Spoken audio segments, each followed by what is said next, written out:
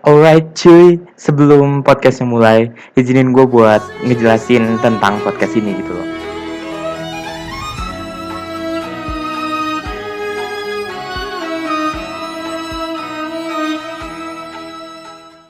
Jadi pertama gue mau terima kasih sama temen gue Ali, Udin sama Rio. Itu yang udah mau nemenin gue ngebuat podcast ini dan mulai podcast ini. Kalau nggak ada mereka mungkin nggak akan mulai. Makasih aja udah mau nemenin gitu loh. Terus buat nama podcastnya, nah ini ya gue lumayan interest sih sama nama podcastnya. Kayak yang bisa kalian lihat, nama podcastnya itu podcast NSNS atau Neither Smart Nor Stupid. Dari namanya aja mungkin udah ketahuan sih kenapa.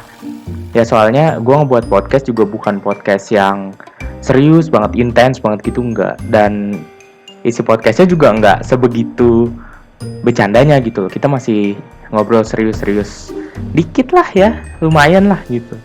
Jadi ya di dalam podcast itu kita membuat senormal mungkin lah, seringan mungkin.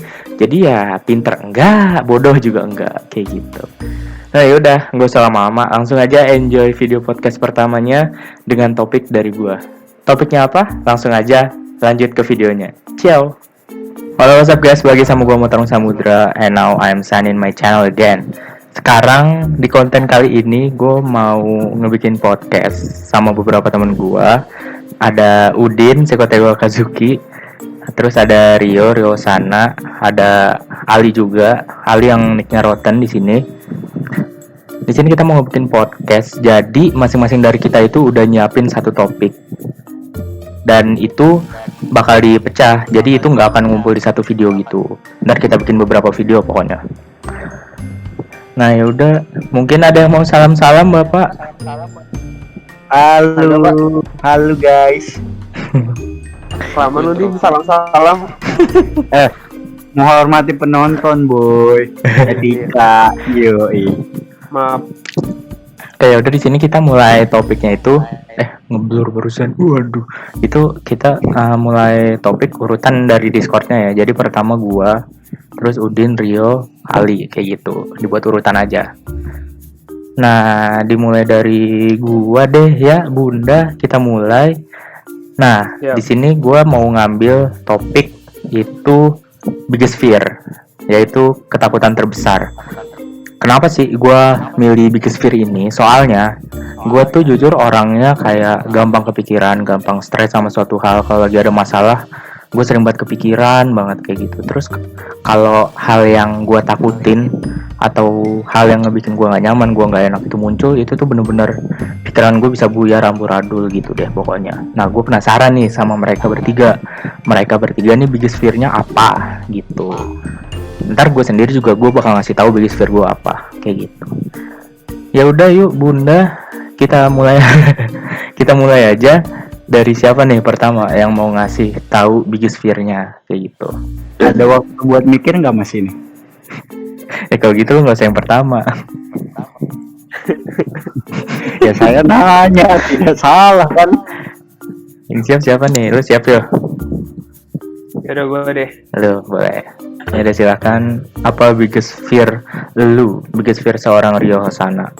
Sebenarnya biggest fear gue tuh baru muncul akhir-akhir ini sih. Soalnya selama SMA tuh hidup gue santai mulu apa ya?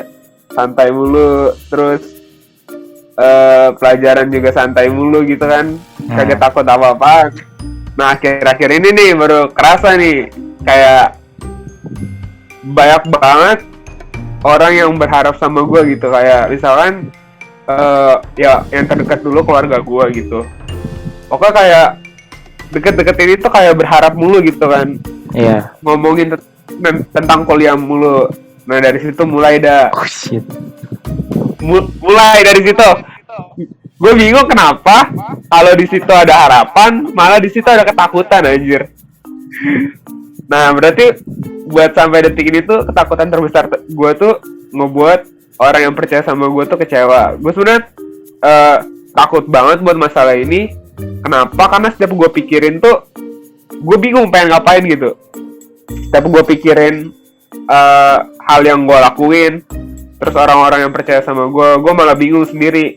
Gue harus ngapain sih nih supaya mereka nggak percaya banget sama gue gitu loh. Karena kan terkadang ekspektasi tuh nggak sesuai realita, bos.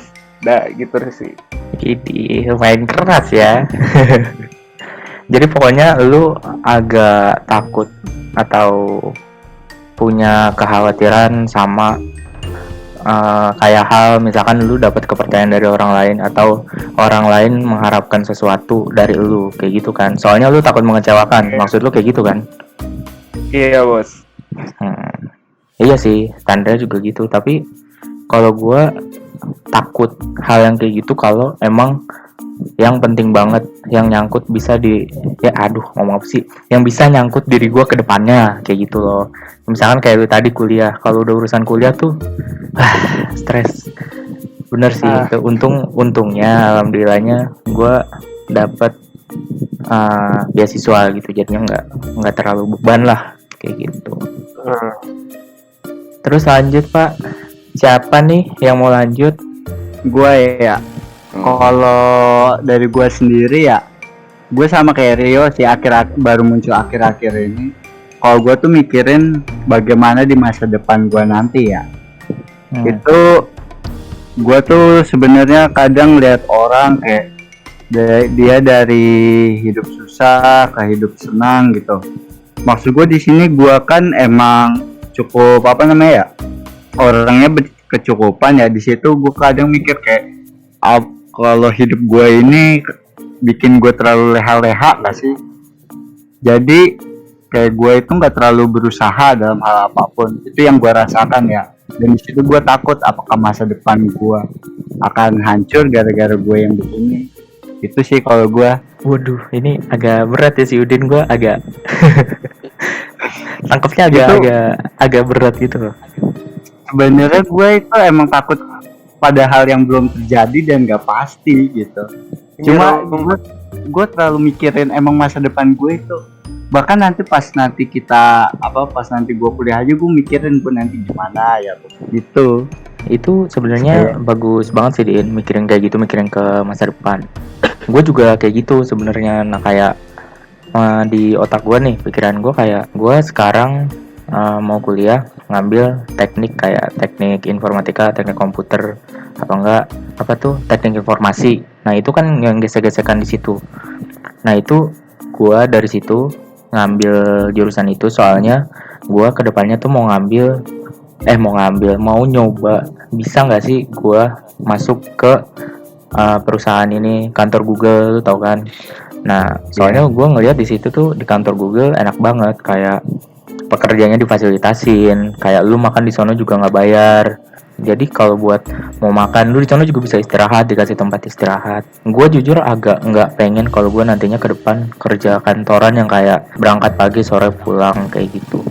Kalau gue sih yang kayak dibilang Rio itu juga salah satu.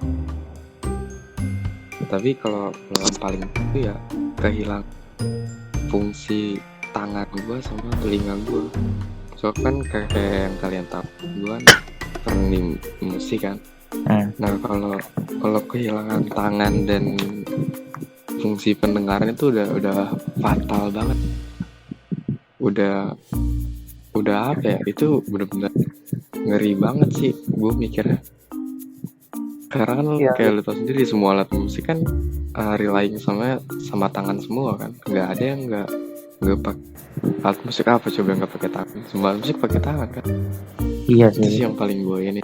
Kalau yang kayak Rio bilang, itu gue juga agak takut sih. Kayak masalahnya tuh kalau lu tahu nih ya, saudara-saudara gue tuh setiap malam Rung itu nge-WhatsApp gue Rung, kayak ngedoain gue keterima UTBK, terus ngingetin juga. Jadi bener-bener harapannya tuh tinggi gitu loh. Jadi kayak takut ngecewain doang sih gue. Kayak gimana gitu ya? Nggak enak lah rasanya kayak. Tapi kalau itu sih gue nggak terlalu takut, tapi itu termasuk salah satu ketakutan juga. Tapi yang paling parah sih ya itu takut fungsi tangan dan pendengaran ini. Nah, iya sih, soalnya lu bergelutnya juga di ini kan, di bidang musik kan. Benar. Jadi buat kalian yang nggak tahu, ini si Ali ini nih kayak ibaratnya di 106 dia tuh orang yang ngerti banget sama musik lah gitu. Dia ya gue nggak ngerti musik soalnya, pokoknya dia pengetahuan tentang musiknya lebar luas, dia hampir bisa semua alat musik kayak gitu.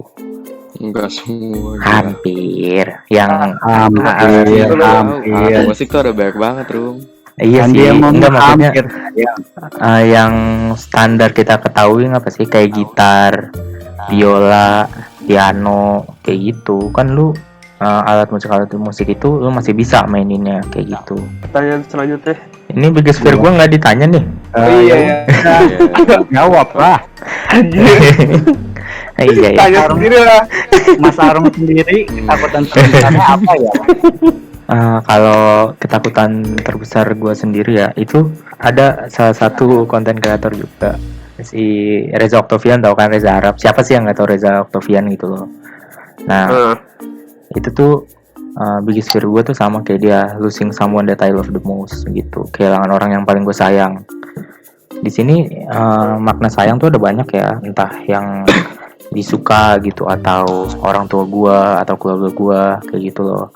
Nah gue nggak bisa ngebayangin aja kalau misalkan posisi gue nih, kondisi gue nih kehilangan mereka gitu loh. Soalnya kayak gue kehilangan ibu bapak gue nih, walau ibu bapak gue tuh keras banget, gue sering kayak ngerasa dikekang apa gimana, tapi di balik itu tuh gue tahu maksud mereka, kayak niat mereka tuh baik gitu loh ke gue kayak gitu. Jadi gue nggak bisa ngebayangin aja sih kalau misalkan kedepannya gue bakal kehilangan mereka gitu, atau mungkin orang yang gue sayang yang lain gitu ya. Orang yang gue sayang tuh nggak cuman keluarga doang, ada teman-teman gue gitu. Nah dari situ gesekan gue juga takut sama yang namanya perpecahan kayak gitu loh, pertengkaran. Nah lu bisa tanya Udin atau siapa yang deket sama gue, itu gue nggak bisa berantem sama orang sedikit pun, kayak walaupun orang itu nggak deket banget sama gue gitu loh.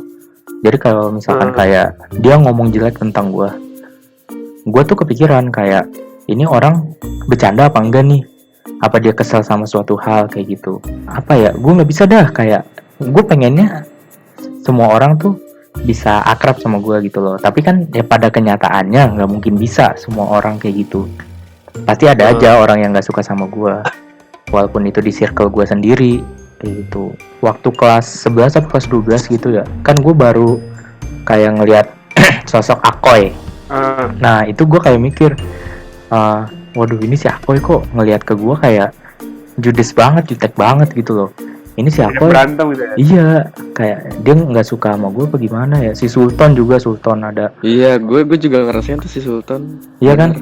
Nah gue kayak tipe orang kayak Sultan tuh, gue kalau ngelihat dia ngelihat ke gue kayak, kok ini orang tatapannya ke gue kayak gitu ya, apa dia ada rasa nggak suka sama gue apa gimana. Gue inian jadi ngerasa kepikiran aja, ini gue sebenarnya diterima nggak sih sama dia gitu, apa gue ada tingkah gue yang nggak benar gitu sampai ngebuat dia kayak gitu. Itu kekhawatiran terbesar gue sih ketika gue kehilangan orang yang gue sayang, sama ada perselisihan, entah itu di diri gue sendiri perselisihannya atau di dunia luar kayak gitu. Berat juga sih.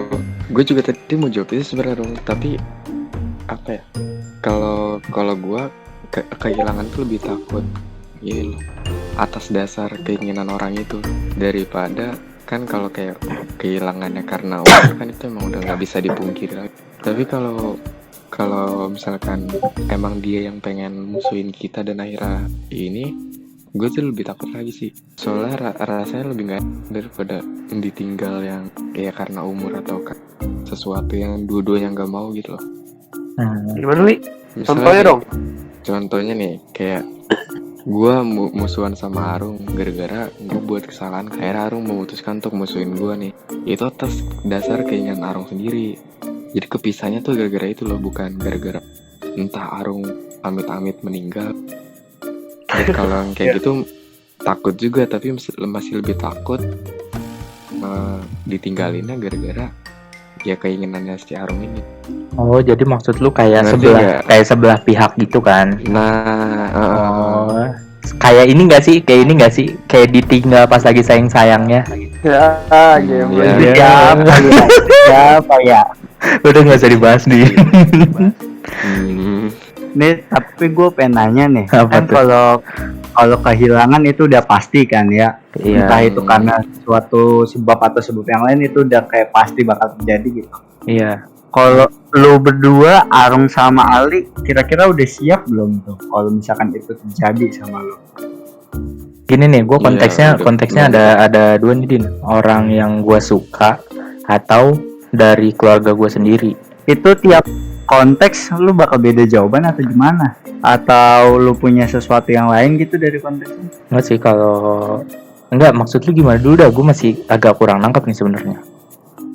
Ini kan tadi gua tanya lu siap atau enggak. Jawaban lu ada dua konteks kan. Nah, dari kedua itu lu punya jawaban dari masing-masing konteks atau ada hal yang membuat kenapa lu mempunyai dua konteks itu? Nangkep enggak? Enggak.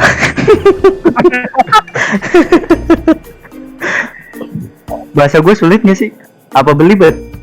Enggak sih. Lu nggak sih? Satu gitu. Satu-satu aja deh, Rung. Lu jelasin. Satu-satu. Nih kalau misalkan nih kayak keluarga gue, misalkan andai kata ya, let's say ini amit-amit sih. Misalkan ibu bapak gue cerai gitu. Nah, terus mereka pisah. Itu kan kayak memaksa gue sebagai anak untuk milih salah satu mau ikut ke yang mana gitu kan. Nah, itu kalau misalkan kayak gitu, itu gue amat sangat benci gitu. Gue akan sangat benci kondisi itu dan gue bakal susah banget buat nerima. Tapi kalau misalkan ibu atau bapak gue udah nggak ada, ya gue juga akan benci itu. Tapi gue harus memulihkan itu secepat mungkin gitu loh. Soalnya itu emang udah keadaan yang harus gue terima kan. Kalau andai kata bercerai, itu tuh bener-bener kayak kenapa sih harus ada ini gitu loh. Maksud gue kayak ada gue sebagai anak kalian, tapi kenapa kalian ngelakuin ini gitu, yang ngebuat gue jadi keikat sama keadaan yang gue benci kayak gini. Kalau udah nggak ada mah itu beda urusan lagi gitu loh. Nah kalau buat orang yang gue suka, itu gue benci kalau misalkan dia tahu-tahu pergi tanpa ada kejelasan kayak gitu sih. Entah itu orang yang gue suka, let's say misal pacar lah atau apa, ataupun itu temen, sahabat gue, tahu-tahu pergi gitu apa gimana, itu gue nggak suka banget jujur. Lu mendingan ngomong yang jelas kayak gimana, apa salah gue, apa yang bikin lu kayak gitu, lu pergi terus cabut kayak gitu, daripada lu diem tahu-tahu nggak ada kabar sama sekali, hilang. Nah itu gue bener-bener nggak suka tuh kayak gitu tuh. Wait, tahan. Wih, mana ya? Nggak bisa nih. Ya gimana lu ngomong kayak gitu sama orang yang baru bubar, bego. Tahu. Nah, gua nanya siap atau enggak. Apaan? Ada yang jawab gitu. Ya itu dari Mas Arung. Kalau Ali sendiri gimana, Mas? Kok jadi saya yang moderator ya? Kan ini kehilangan tuh udah pasti kan bakal terjadi gitu. Iya. Ya jadi mau nggak mau ya harus prepare sih, harus secara mental harus siap. Ya kalau gue sih selalu mencoba siap, tapi nggak tahu kalau di kejadian bakal siap. Masih abu-abu ya jatuhnya. Enggak, kayak emang kayak gitu, Din. Kayak Karena kan nggak usah ngalamin kan. Iya, nggak usah yang jauh ke situ deh. Ibaratin kayak kita mau lomba apa nggak mau manggung, kayak kita udah latihan, kita udah siapin mental. Kalau emang di atas panggung itu kita goyang, susah gitu loh. Benar. Kayak gitu. Itu tentang gimana terjadinya di hari H. Lu nyiapin mental sekenceng apapun, kalau di hari H-nya lu goyang, udah beda urusan. Betul. Dapat. Analoginya dapat. Oke cuy, karena waktunya ternyata udah lumayan lama ya. Udah mepet sekitaran 15 menit deh. Itu udah lumayan panjang. Jadi mungkin di video ini kita ambil satu topik aja. Topik gua tadi yaitu biggest fear. Buat yang lainnya ntar topiknya Udin, topiknya Rio, topiknya Ali, itu kita lanjutin video selanjutnya. Pokoknya terima kasih buat kalian yang udah nonton, enjoy terus nonton ya. Ini podcast masih panjang, nggak cuma nyampe sini aja. Yaudah itu aja dari gua.